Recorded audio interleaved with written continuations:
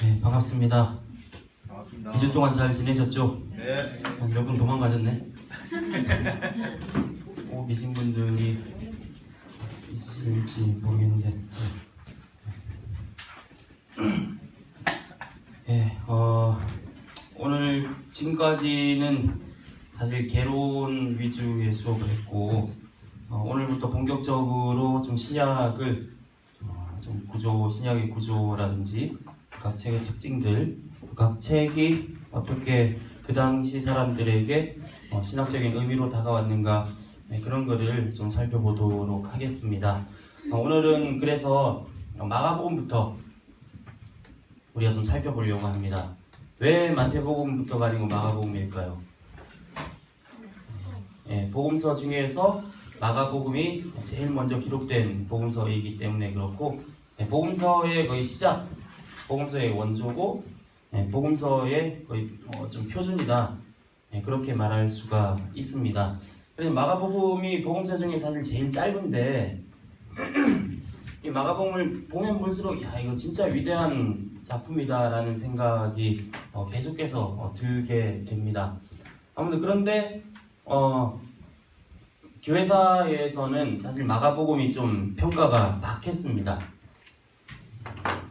왜 그러냐 하면은 일단 짧고, 그리고 다른 복음서와 내용이 거의 겹치죠. 마가복음의 내용은 마가복음에만 나오는 예수님의 비유나 기적은 마가복음에만 나오는 기적은 없고요. 비유는 작은 거 하나 정도만 마가복음에 등장합니다. 그렇기 때문에 다른 복음서와 내용이 많이 겹치는 거죠. 그러니까 다른 복음서와 내용이 많이 겹치는 게 그때도 말씀드렸지만 마가복음이 마태나 누가를 요약한 게 아니고 마가복음이 맨 처음 기록된 복음서고, 다른 복음서들이 거기다가 계속 살을 붙이고 해서 확장시켜 나갔다, 그런 식으로 생각을 해야 됩니다. 그래서 하여튼 저평가가 되었고요. 특히 여기는 마가복음의 특징 중에 하나는 예수님의 설교나 비유가 거의 없습니다. 대부분 예수님이 하신 일, 기적 위주로 구성되어 있죠. 비유는 마가복음 4장과 12장에만 나오게 됩니다.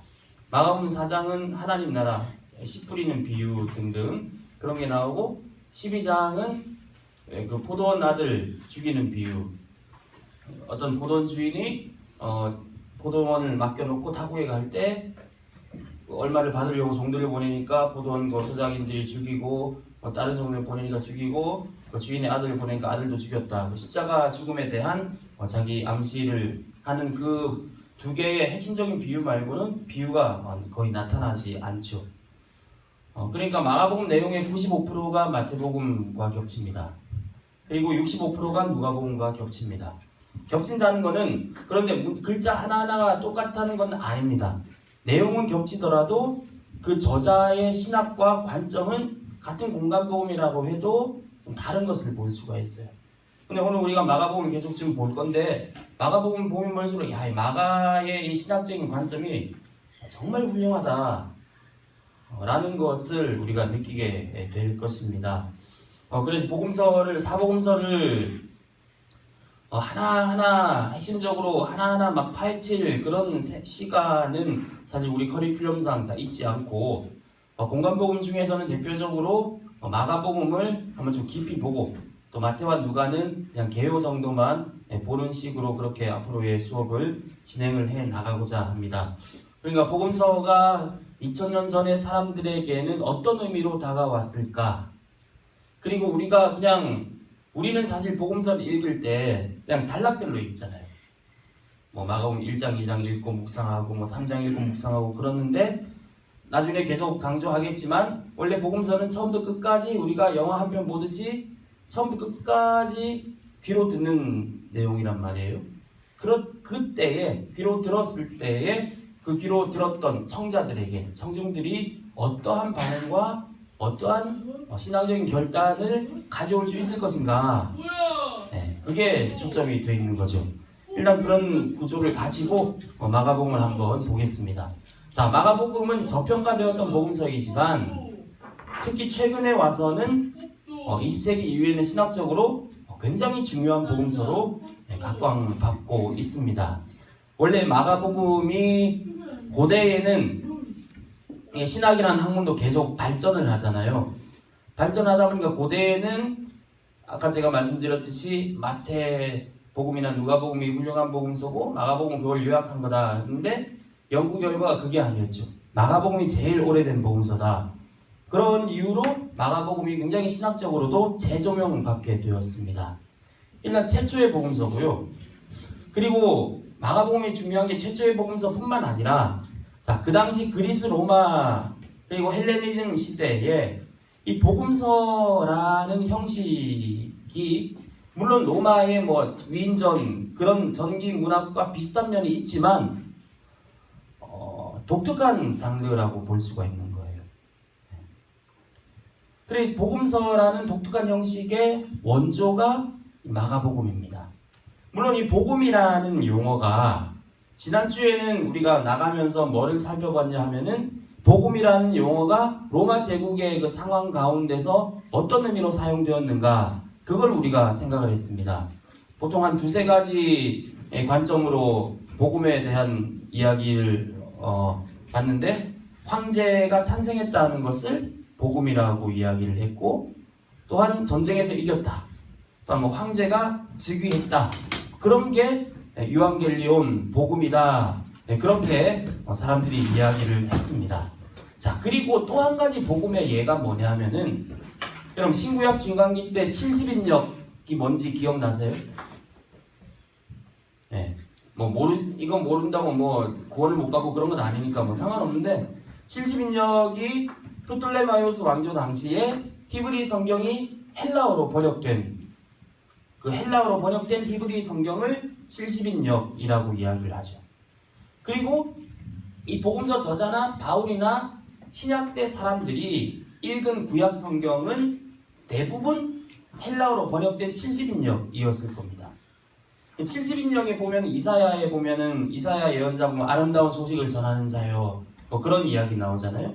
그게 유앙겔리온으로 번역이 돼 있고 또 그게 복음의 의미가 된 것이죠. 마가도 이 황제에 대한 일종의 미러링 뿐만 아니라 이사야 예언서에 나왔던 그 복음이라는 내용을 가지고 그 당시 신약시대에 예수님을 목격했던 사람들이 이게 복음이다 라고 생각을 했어요. 예수님의 가르침, 예수님의 선포, 그리고 예수님의 십자가 부활 그것이 복음이다 라고 얘기를 했는데 그런 조그만 그 복음의 조각들이 복음서라는 이 독특한 형식으로 이제 모이게 된 거죠. 이거는 1세기 기독교 역사에 굉장히 중요한 발전이다. 그렇게 이야기를 할 수가 있습니다. 그러니까 우리가 복음이다 하면은 어떻게 생각하세요? 뭐가 복음이에요? 우리한테는 예수천당 불신지옥 그런 걸로 요약하는 보통 전도 나가서 예수 믿으면 구원받습니다. 그걸 가리켜 우리는 복음이다. 그렇게 굉장히 짧게 생각하죠. 단편적으로만 생각해요. 물론 그게 복음의 핵심이긴 하나 일단 성경에서 말하는 복음이라는 거는 예수님의 십자가를 믿으면 천국 갑니다. 그것만으로 그치는 게 아니라 그러니까 마가복음 이 처음부터 끝까지가 복음이라는 의미입니다. 복음서, 마가복음, 마태복음, 누가복음 그 중에서 십자가와 부활만 복음이 아니라 복음서 전체가 그러니까 복음서 전체라면 뭐가 있어요? 예수님의 삶과 예수님의 기적과 예수님의 설교 그리고 예수님의 십자가와 부활 이 모든 것이 복음이다. 그런 의미예요. 그러니까 복음서를 제대로 읽으면 우리가 복음을 어떻게 생각하는가라는 그 인식이 넓혀져야죠. 그냥 예수 믿고 천국 가는 그 복음에만 머무르는 것이 아니라 우리도 예수님처럼 이 땅에 하나님 나라를 이루어가고 우리도 예수님처럼 십자가를 지고 예수님을 따르는 그 결단 그것까지가 다 복음인 거죠. 네. 그런 내용이고 그래서 마틴 켈러라는 신약학자가 복음서를 이렇게 정리합니다. 긴 도입부가 담긴 순한 이야기다. 그러니까 복음서가 사복음서가 있는데 그 사복음서에 참 다른 내용들이 있고 각 저자별로 관점들도 다양하지만 공통적인 거는 예수님의 고난 이야기죠. 예수님의 십자가 진 그것만큼은 굉장히 공통적으로 나타나고 있단 말이에요. 그러니까 복음서의 결론은 예수님의 십자가 부활입니다. 그리고 예수님의 십자가 부활로 가는 과정인 거죠. 모든 기적과 설교와 그런 것도. 특히 마가복음을 우리가 보게 되면 마가복음이 얼마나 예수님의 고난을 강조하는지 그거를 알게 되리라 생각을 합니다. 일단 마가복음의 그래서 신학적 중요성, 최초의 복음서라는 게 일단 제일 중요한 거고, 그 다음 마가복음은 예수님에 대한 가장 생생한 묘사를 하고 있습니다. 옛날에는 그 녹음기가 있던 시대가 아니잖아요. 예수님의 설교가 토시들이 각 복음서마다 좀 다르죠. 물론 그 다르다는 것이 우리의 구원에, 우리의 신앙에 심각한 고민을 던져줄 정도의 다름은 아닙니다만, 예를 들어 그런 거예요. 누가복음에는 가난한 자는 복이 있다 했는데 마태복음에는 심령이 가난한 자는 복이 있다. 뭐 그런 식으로 이게 조금씩 쓰는 용어들이 달라요. 근데 마가복음은 제일 오래된 복음서이기 때문에 예수님의 육성이 제일 잘 담겨 있다. 그렇게 볼 수가 있어요. 예수님의 육성이라고 하면 뭘까요? 예수님이 헬라어로 이야기하셨나요? 그건 아니거든요. 그 당시 1세기 이스라엘 땅의 사람들은 아람말, 시리아어로 히브리어와 비슷한 시리아 말로 서로 대화를 했고, 마가복음에 예수님의 그 아람말 육성이 몇 개 나오잖아요. 에바다, 달리다 굼, 아빠, 아버지, 이거 다 아람말이거든요. 이거 나온 건 마가복음밖에 없다고.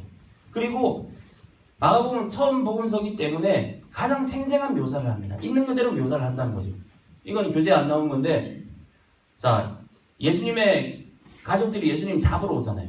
그 이유를 마가복음에는 사람들이 이는 그가 미쳤다 하는 거라. 예수님 보고 미쳤다.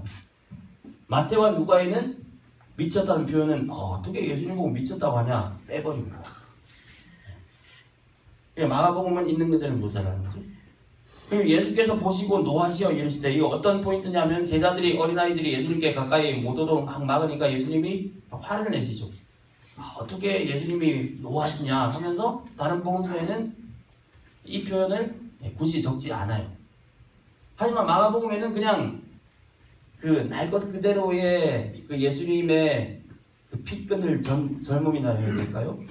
그 청년 예수의 그 느낌이 그대로 살아있는 복음서가 마가복음이다. 그렇게 말할 수가 있습니다. 그리고 최근에 연구되는 결과는 마가복음이 가장 훌륭한 이 내러티브다. 내러티브, 이 나레이션 그런 말 알죠? 이야기. 이게 무슨 말이냐면은 계속 이야기하지만 모든 신약의 복음서나 편지는 눈으로 읽는 게 아니고 한 사람이 읽어주고 귀로 듣는 거란 말이에요. 귀로 듣기에 가장 훌륭한 시나리오가 이 마가복음이더라. 실제로 제가 실험을 해봤습니다. 아까 일찍 오신 분들은 제가 막 입체낭독 틀어놨잖아요. 마가복음. 그건 너무 좀 촌스럽게 읽긴 했는데, 물론 예전에 입체낭독까지는 아니었을 거예요. 한 사람이 생동감 있게 읽어줬겠죠. 근데 일단 누가복음, 마태복음 그런 거는 처음부터 끝까지 읽으려면서 너무 길고, 예전에 제가 군에서 목회할 때 그 집사님들 모아놓고 성경 공부를 한답시고 제가 세 번역 가지고 마가복음 처음부터 끝까지 그냥 읽었어요. 성경 보지 마시고 그냥 들으시라고. 기회 되면 그걸 한번 해보면은 사실 제일 좋긴 하겠는데, 혹시 뭐 시간 되면은 그런 그것도 한번 해봤으면 좋겠습니다. 아무튼 이 마가복음은 귀로 듣기에 가장 잘 짜여진 시나리오다. 아무리 영화의 내용이 좋다고 해도 시나리오가 막 툭툭 끊기거나 지겹거나 그러면 영화 재미가 없잖아요. 근데 마가복음은 딱 듣기에 가장 괜찮다는 거죠. 실제로 그 성금요일 우리 기도회 기획을 보통 제가 하는데,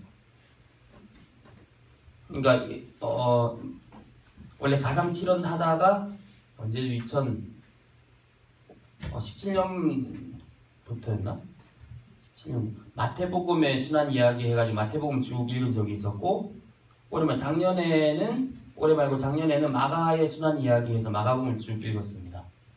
그리고 올해는 누가의 순환 이야기 차례인데 누가를 하려고 했는데, 제가 기억을 아무리 생각해도 이 마가복음보다 이게 이야기의 역동이 좀 떨어지는 거예요. 물론 등장인물은 많고 예수님의 말은 많지만 마가복음을 그렇게 입체적으로 읽으면은 정말 예를 들어 마가복음의 구조가 계속 그렇게 되면 제자들이 다 예수를 버리고 도망가고 그런 식으로 다 도망간 사이에서 예수님의 고난이 극대화되고, 그렇게 예수님이 십자가에 달리실 때 다 조롱하고 욕하고 그렇게 예수님이 십자가에 죽는데, 그때 마지막으로 그 마가복음의 영화의 결론이 나오죠. 이 사람은 하나님의 아들이다. 백부장이 고백하고 또 여인들이 멀리서 십자가를 보고 도망가지 않고 서 있는 것으로 마가복음의 고난이 끝이 나요. 근데 다른 복음서에 이런 약간 극적인 그 연출이 좀 덜하다. 이 연출이라는 말이 뭐 지어냈다 그런 게 아니고, 그만큼 이 적재적소의 그 예수님의 이야기를 효과적으로 사람들에게 들려주기 위해 마가가 굉장한 노력을 했다. 그렇게 요즘 연구 결과가 잘 밝혀지고 있어요.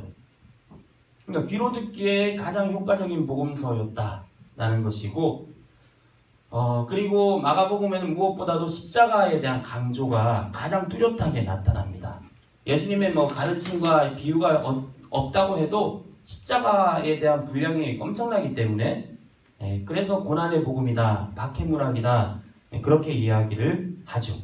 그러니까 순환주간, 고난주간 예수님의 마지막 일주일에 대한 서술이 다른 복음서는 7분의 1 정도, 복음서는 이제 7분의 1인데 마가복음은 3분의 1이에요. 그만큼 예수님의 탄생 얘기도 없고 앞에는 쭉쭉쭉쭉 빨리 나가고, 예수님의 그 순환주간 일주일에 대한 굉장히 많은 분량을 할애해서 예수님의 고난을 이야기하고 있는 복음서가 마가복음이 되겠습니다.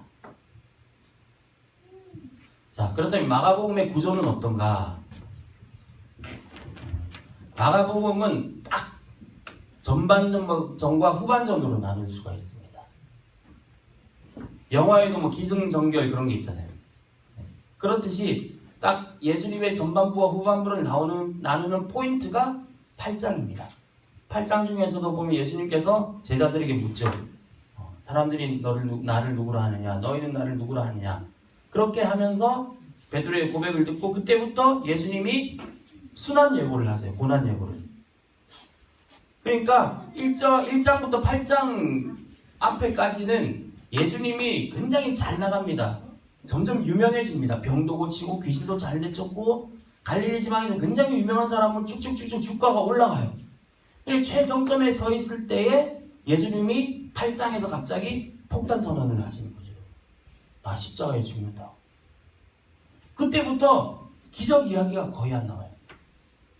그때부터는 예수님의 순환 예고만 계속 하시고, 기적은 그 바디메오 눈 뜨는 그거 하나밖에 없고, 예루살렘으로 가가지고 마치 거의 십자가에 달려 죽기를 작정하신 것처럼 예수님은 십자가로 그냥 쭉 내려가십니다. 그러니까 전반부는 구성도 예수님이 계속 주가가 올라가는 거죠. 물론 마가복음을 보면은 예수님이 유명해질수록 예수님의 그 안티 세력들이 점점 늘어나는 걸 볼 수가 있어요. 예수님이 보면은 마가복음 2장에서부터 기적을 행하시고 그냥 은혜롭게 끝나면 되는데, 예수님께서는 기적을 행하시고 꼭 다른 바리새인들과 서기관들이 시비를 걸 만한 건덕지를 남기시는 것을 보게 돼요. 그러니까 중풍병자를 고치시고 나서 그냥 건강하세요, 평안히 가라 하면 되는데, 중풍병자를 고치고 나서 갑자기 네 죄 사함을 받았다, 그런 식으로 이야기를 한다든지, 마가복음 3장에 보면은 안식일에 예수 저 사람이 병을 고치나 안 고치나 바리새인들과 서기관들이 눈을 부릅뜨고 보고 있는데, 예수님이 그 부릅뜨고 감시하는 걸 알면서도 일부러 안식일에 회당에서 예배 중에 전혀 생명의 위급함이 전혀 없는 환자, 손 마른 환자를 고치시면서 오히려 바리새인들에게 논쟁을 유도하신다든지 그런 이야기들이 계속 나오는데, 물론 예수님의 그 기적 이야기가 나오면 나올수록 계속 그러니까 십자가 고난에 대한 복선도 깔리게 돼요. 마가복음 2장에서부터 예수님의 안티들이 등장하고 마가복음 3장에서부터 사람들이 예수를 죽이겠다고 모의를 하기 시작해요. 예수님의 초반부부터. 하지만 예수님은 쭉쭉쭉 잘 나가십니다. 그러다가 8장을 기점으로 푹 꺾이는 그런 구조가 벌어집니다. 그리고 전반부의 장소는 갈릴리입니다. 후반부의 장소는 예루살렘이죠. 자, 갈릴리는 어떤 곳이냐 하면은 예수님과 제자들의 고향이라고 했죠. 그 예수님과 제자들의 고향인데 이 갈릴리라는 곳이 농사는 잘 되고 물은 많지만 일제시대의 전라도 같은 곳이라고 했습니다. 그렇기 때문에 로마가 많은 수탈과 압제를 했던 곳. 그리고 예전엔 거기가 이방 지역이었거든요. 그러면서 여러 가지 내전과 참 학살도 일어났던 그런 시골이고 참 가난한 사람들이 많이 살던 곳이었어요. 근데 마가복음에는 예수가 이 갈릴리 사람이라는 것을 강조하고 있어요. 자, 반대로 예루살렘은 어떤 곳인가요? 그 당시 지금도 그렇지만 이스라엘의 중심이고 정치와 권력과 종교의 중심지였죠. 그곳이 예루살렘입니다. 근데 마가복음에 보면은 예루살렘이 좋은 곳으로 나타나 있지가 않습니다. 예루살렘은 예수님에게 십자가에 죽은 곳이에요. 온갖 나쁜 사람들이 다 있는 곳이에요. 그래서 예수님이 부활하자마자 어디로 다시 가죠? 갈릴리로 가요. 갈릴리는 농촌이고 정말 농부들, 어부들, 가난한 사람들이 많이 있는 곳이지만 예수님은 그곳에서 하나님 나라를 펼치셨다. 예수님이 갈릴리 사람이라는 것이 마가복음에는 중요하게 나타나 있어요.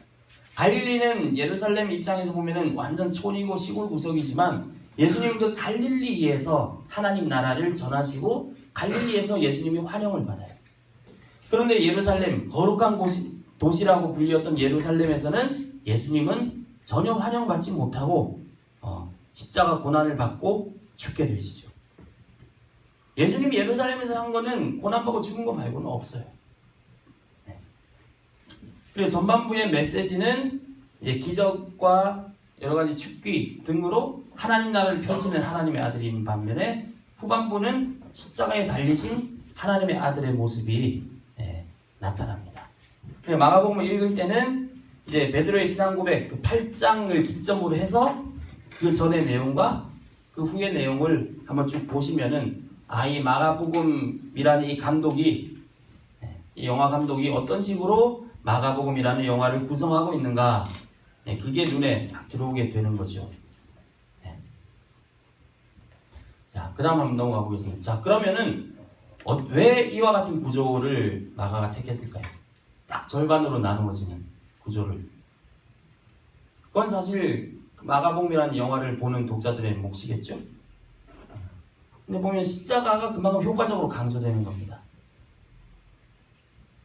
하나님의 아들 예수라는 사람이 언젠가부터 고난 예고를 하더니 기적도 행하지 않고 점점 뭔가 그 영화를 보는 독자들의 입장에서는 저 사람 어떻게 될까 그렇게 긴장감이 조성되는 거죠. 자, 그리고 마가복음의 독자들에게 이 마가복음은 어떤 메시지를 주려고 했을까요? 왜 그렇게 많은 부분을 십자가 고난에 할애했을까? 그거는 일단 마가복음 1세기 독자들은 우리는 예수를 편하게 믿는 시대잖아요. 근데 모든 신약의 배경이 그렇듯이 그 당시는 예수를 편하게 믿을 수 없는 시대였어요. 예수를 전하고 따르던 사람들이 고난을 받고 있는 시대였습니다. 그렇기 때문에 마가복음은 고난을 강조하는 것은 어떤 효과를 불러일으킬까요? 예수님도 이렇게 고난 당했으니까 너희들도 예수님을 따라서 고난 받고 지치지 말고 예수를 끝까지 따라가라는 격려의 메시지인 거죠. 예수님이 고난 당했으니까 너네도 그냥 이렇게 살아라가 아니라 오히려 고난 당하는 그리스도인들에게 힘을 주는, 용기를 주는 그런 메시지로 작용하게 되는 거죠. 마가복음이 말하는 건 이렇게 예수님처럼 고난받는 삶이 복음에 합당한 삶이라고 이야기를 하는 겁니다. 자, 이 정도로 마가복음의 구조나 좀 개론적인 걸 보고, 그다음 마가복음을 그 내용을 좀 살펴볼 건데, 내용 1장에는 뭐가 있습니다, 2장에는 뭐가 있습니다, 그런 건 안 하려고 그래요. 왜냐하면 복음서는 사실 어려운 내용이 없기 때문에. 서신서를 배울 때는 그 신학적인 의미를 좀 풀어서 설명해야 될 부분이 있지만, 복음서는 사실 읽으면 됩니다.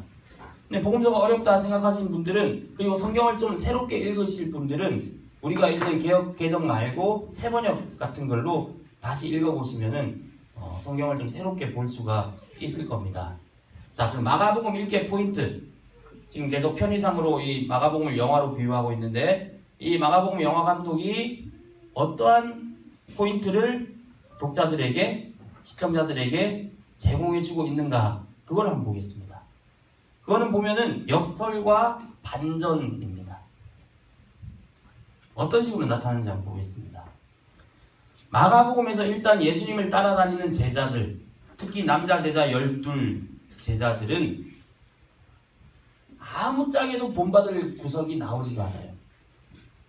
진짜로. 예수님의 제자는 12 제자만 있는 건 아니었습니다. 근데 성경에는 그 12 제자가 사도가 되고 그러다 보니까 강조가 되어 있죠. 그리고 헬라어 원문을 보면은 제자 12명을 불렀다가 아니라, 우리 막 소그룹 있잖아요. 한성환 소그룹, 뭐 이종민 소그룹, 뭐 있듯이 이 12 제자 소그룹 이름이 12이에요. 12소그룹, 12이라는 이름을 가진 제자 소그룹이 있었어요. 그리고 성경에는 잘 드러나지는 못하지만 시대적으로 한계 때문에 여자 제자 그룹들도 있었어요. 예수님과 같이 막 먹고 자고 하지는 못했겠지만 계속 갈릴리에서부터 예루살렘까지 예수님을 따라왔던 그런 여제자 그룹도 있었고, 또 요한복음에 보면은 뭐 나사로 등등도 있고, 12 말고 다른 제자들도 있는데, 마가복음에 나타나는 12 제자들은 아무튼 믿음이 없는 자로서 나타납니다. 예수님이 폭풍을 잠잠하게 하시고 제자들을 꾸짖죠. 너희가 어찌 믿음이 없느냐? 믿음이 아예 없다고 말하는 겁니다. 근데 마태복음에서는 어떻게 그래도 제자들이 믿음이 아예 없을 수가 있냐 하면서 믿음이 적다라고 표현하게 되죠. 그리고 예수님께서 계속 말하는, 너희가 아직도 깨닫지 못하느냐, 뭐 그런 식으로 계속 믿음 없음을, 그리고 못 알아먹는 것을 예수님이 계속 책망하십니다. 그리고 제자들은 예수님의 말귀도 전혀 이해하지 못하는 사람들로 나오게 돼요. 예수님이 순환 예고를 하잖아요. 물론 이전에 베드로가 주는 그리스도십니다라고 고백을 했어요. 그래놓고 예수님이 내가 십자가에 죽고 부활할 것이다 했을 때 베드로가 어떻게 했죠? 우리 성경에 뭐 베드로가 예수를 붙들고 항변하여 뭐 이르되 돼 있는데, 헬라 성경 보면은 멱살 잡았다는 얘기예요. 예수를 붙들었다. 앞에서 예수를 붙들었다는 건 이 멱살을 잡고 그런 말 하지 마시라, 그렇게 한 거거든요. 베드로가 신앙 고백해놓고 그 신앙 고백을 완전히 까먹는 예수님에게 어디 제자가 스승의 멱살을 잡는 일이 발생하는 거예요. 십자가의 의미를 전혀 모르는 겁니다.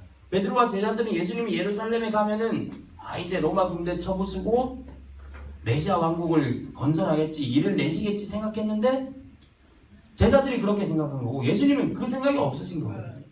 그러니까 계속 제자들의 야망과 예수님의 십자가로의 그 방향이 충돌하게 되는 겁니다. 제자들은 순환예고 한 번이 아니라 순환예고가 8장에 한 번 나오고요, 처음 순환예고 이후에 베드로의 이 멱살이 나오고, 9장에도 순환예고를 또 하십니다. 똑같이. 그리고 순환예고를 들은 제자들은 그 이후에 뭐 한 줄 알아요? 누가 크냐? 서열 싸움이에요. 예수님이 십자가 진다고 하는데 제자들은 전혀 십자가 자체를 이해조차 못하는 사람들로 나오는 거죠. 이거는 마가라는 감독이 의도적으로 배치한 겁니다. 첫 번째 순환예고에는 베드로가 대드는 게 나오고, 9장의 두 번째 순환예고 이후에 제자들은 누가 크냐고 싸우고 있고, 10장에 세 번째 순환예고를 하니까 이때는 야고보와 요한이 와가지고 인사청탁을 하는 거죠. 우편에 좌편에 앉아달라고. 예수님 십자가 지고 죽어야 된다고 하는데, 너무 적나라하게 예수님의 그 십자가에 대한 의지와 제자들의 믿음 없음과 십자가에 대한 무식함, 몰 이해가 너무 극명하게 대조적으로 나타나 있어요. 굉장히 훌륭한 감독의 역할인 거예요. 이걸 들었다고 생각해 보세요. 귀로 듣는다고 생각하면 계속 대조되는 거예요. 그러면 사람들은 고민하겠죠. 아, 예수님이 십자가 신다는데 왜 제자들은 저렇게 못 알아먹을까 하면서 자연스럽게 자신들의 신앙을 돌아보게 되는 겁니다. 자, 그래서 이 제자들은 모두 십자가 앞에서 도망갑니다. 그런데 예수님의 제자라고 나와 있지 않은 사람, 그러니까 예수님을 십자가에 달린 로마 백부장은 예수님을 하나님의 아들로 고백해요. 그리고 예수님이 십자가에 죽었을 때 제자들은 12제자들은 예수를 버리고 도망했지만 갈릴리부터 따라온 여자 제자들은 예수님을 도망하지 않고 십자가를 바라보고 있는 모습이다.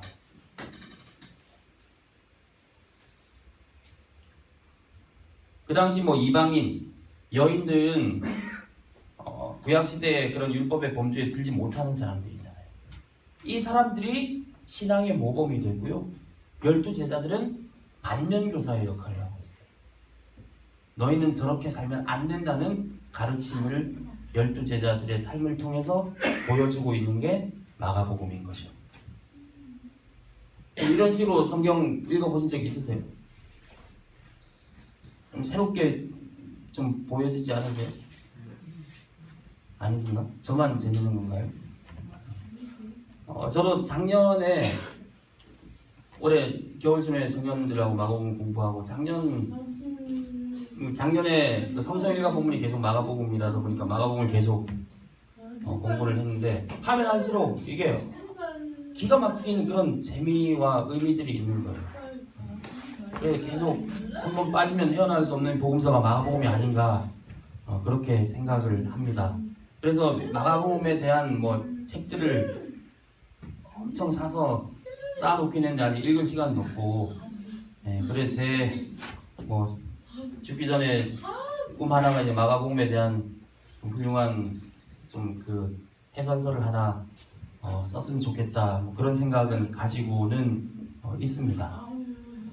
아무튼 그랬고요. 자, 그리고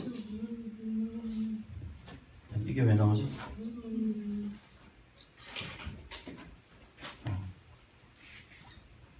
자, 그 다음 마가복음의 포인트 감독의 의도 첫 번째는 제자들은 아무짝에도 본받을 만한 사람이 없다. 그거였어요. 이건 제자들에 대한 그냥 비난이라기보다는 그거를 통해서 예수님의 십자가 의미를 더 선명하게 나타내주는 역할인 거예요.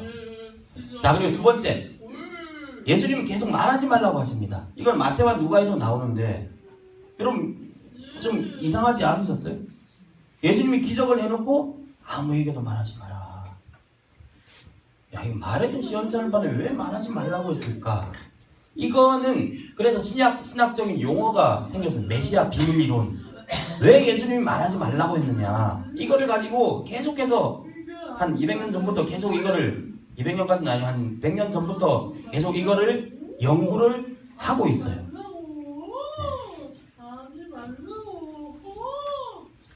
말하지 말라. 왜 그랬을까? 왜 말하지 말라고 했을까요? 근데 결론 이거는 명확한 답이 없어요.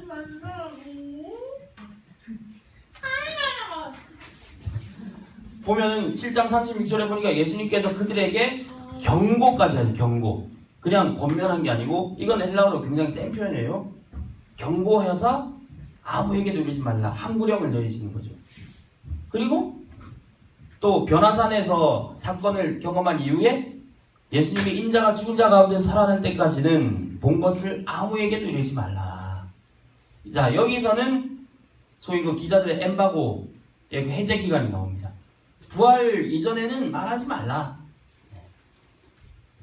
그렇게 또 말을 했고, 예수님 비유에 보면은 더 기가 막힌 게 나와요. 왜 예수님이 비유로만 말씀하시는가? 예수님이 이렇게 말해요. 이는 그들로 알지 못하고 깨닫지 못하게 하기 위함이다. 이게 좀 너무하지 않나요? 마태복음에는 이는 사람들이 듣기는 들어도 깨닫지 못한다. 사람들이 깨닫지 못한다라고 마태복음에 되어 있는데 마가복음에는 예수님이 사람들로 하여금 깨닫지 못하게 하기 위해서 비유로 말한다. 철저히 뭔가를 숨기시고 말하지 마라 그러고 있는 거예요. 특히 예수님이 유대 지방에서 기적을 행하실 때는 이랬어요. 거라사나 이방인 지역에서는 이렇게 한 구령은 잘 내리지 않으셨거든요.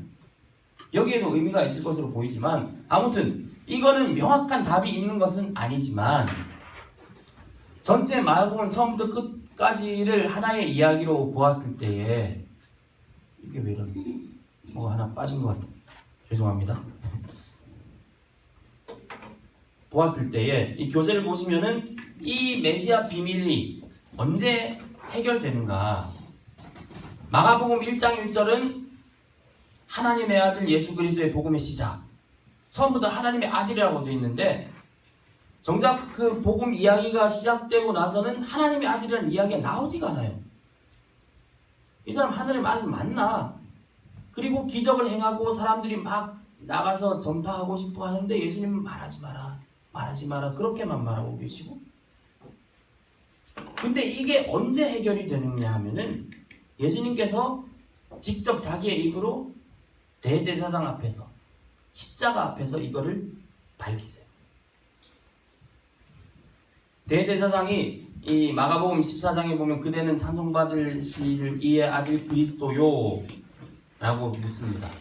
그리고 우리 성경에는 내가 그니라 그렇게 되어 있는데 원어로 번역하면 I am 그런 말이에요. 나다. 예수님 지금까지는 아무에게나 말하지 말라고 했는데 예수님이 직접 입으로 밝히시는 부분이 이제 십자가에 죽기 직전이더라고요. 사람들은 더 큰 혼란에 빠지게 되겠죠. 독자들은. 아니 진작 사람들 많을 때 말해야지.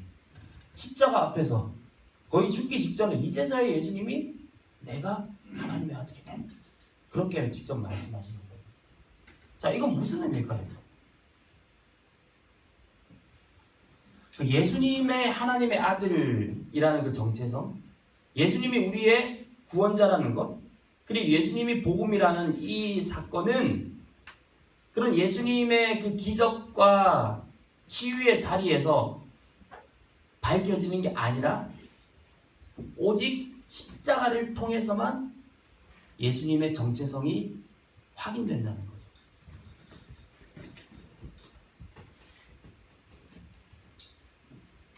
예수님은 십자가 앞에서 자기의 정체를 드러내십니다. 근데 사람들은 그리고 우리 신앙인들도 빠지기 쉬운 오류 중에 하나가 우리는 기적을 경험하고 축복을 경험할 때 그때 예수를 그리스도로 고백하기 좋아하죠. 근데 마가복음의 의도는 그게 아니에요. 예수가 그리스도 되심은, 예수가 우리의 구원자 되심은 오직 십자가 앞에서 밝혀진다. 십자가의 그리스도만이 우리가 따라야 할 그리스도의 모범이라는 겁니다. 이런 식으로 해서 마가는 계속해서 십자가를 강조하고 있는 거예요. 그리고 이것도 정말 역설이죠. 말하지 말라고 했는데 아무런 힘도 쓸 수 없는 무능력한 십자가 앞에서 예수님은 말하세요. 계속 이 역설의 구조로 나오고 있는 겁니다. 그리고 마가복음은 1장 1절 시작부터 예수를 하나님의 아들이라고 말하는데 아까도 말했지만 하나님의 아들로 고백하는 주체가 예수님 주위에 있는 사람은 아무도 하나님의 아들로 고백하지 못해요. 마태복음에는 베드로가 주는 그리스도시요 살아계신 하나님의 아들이십니다 되어 있죠. 마가복음 8장 보세요. 베드로는 하나님의 아들이라고 고백하지 않아요. 주는 그리스도이십니다 라고 끝나요. 자, 하나님의 아들이라고 강조하고 있는데 자, 서문 이게 마가복음의 제목이라고 할 수 있어요. 하나님의 아들 예수 그리스도의 복음의 시작. 원문에는 시작이라가 없고 시작으로 끝나요. 그리고 예수님 세례받으실 때 하늘로부터 소리가 납니다. 너는 내 사랑하는 아들이다. 그리고 변화산에서 변모하실 때 이는 내 사랑하는 아들이다. 하늘로부터 소리가 하나님의 아들이라고 하는데 정작 사람들은 예수를 하나님의 아들로 고백하지 않아요. 그리고 예수님도 스스로를 자기가 하나님의 아들이라고 아빠 아버지라는 말은 복음서에서는 마가복음밖에 안 나옵니다. 자, 그렇게 드러내고 있는데 예수 편에 선 사람들, 제자들은 아무도 예수를 하나님의 아들로 고백하지 않아요. 근데 마가복음이라는 영화에서 하나님의 아들이라는 그 스포일러가 언제 튀어나오냐? 지극히 높으신 하나님의 아들 예수요. 맨 처음 하나님의 아들로 고백하는 게 귀신이에요. 그리고 대제사장이 네가 찬송받으실 이의 아들 그리스도냐. 그리고 결정적으로 사람의 입에서 하나님의 아들이라는 고백이 나온 거는 로마 백부장이죠. 예수님이 십자가에 다 죽고 나서 백부장이 십자가를 보며 말합니다. 이 사람은 하나님의 아들이었다. 근데 하나님의 아들이라고 고백되는 그 예수는 이미 십자가에 죽고 난 이유입니다. 완벽한 아이러니이죠.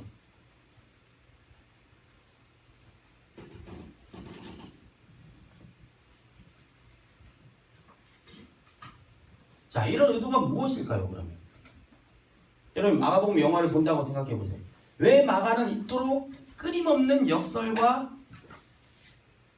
우리가 본받지 말아야 될 제자들을 부각시키면서 이렇게 마가복음이라는 영화를 끌고 가고 있는 걸까요?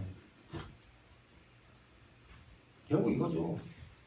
예수를 하나님의 아들로 선포하는 것은 독자들의 몫이고, 더 나아가서 예수를 하나님의 아들로 선포해야 될 자리는 영광의 자리가 아니라 십자가의 자리니까 이 영화를 본 사람들은 답답할 거 아니에요. 어떻게 제자 중에 아무도 예수를 하나님의 아들로 선언하지 못하고 예수님이 십자가에 달리는데도 아무도 예수 보고 하나님의 아들이라고 말하는 사람이 없으면 그럼 어떻게 될까요? 마가복음을 읽은 독자들은 십자가의 고통이 있더라도 너희가 나가서 예수가 하나님의 아들이라고 전파하라는 거예요. 이게 마가의 그 감독의 의도인 거죠.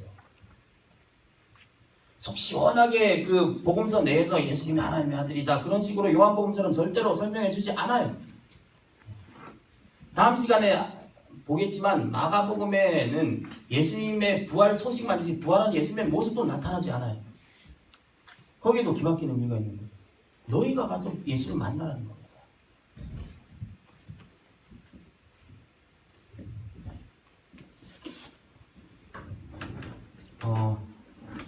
이 정도로 하고, 그래서 이 마가복음을 이번 시간, 다음 시간까지 쭉 한번 다루고, 복음서를 이런 식으로 우리가 좀 2000년 전의 관점으로 볼 수 있다.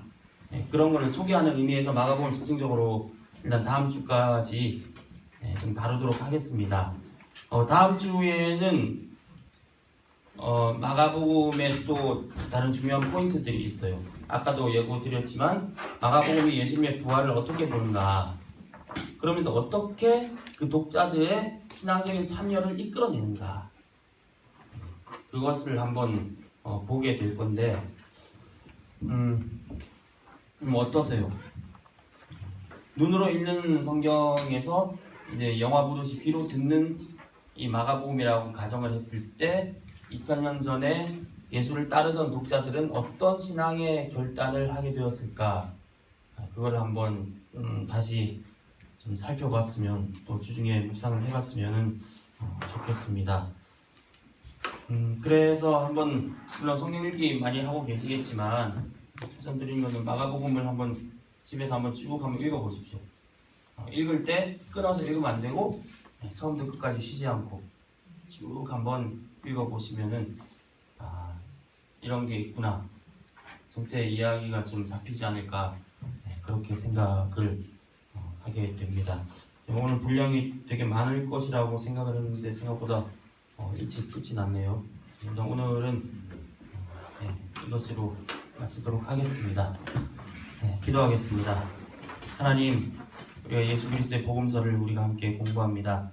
마가복음을 통해서 십자가 어떤 의미인지, 그리고 왜 그 당시 사람들이 그렇게 십자가를 이해하지 못했는지 여러 가지 모습들을 살펴보게 됩니다.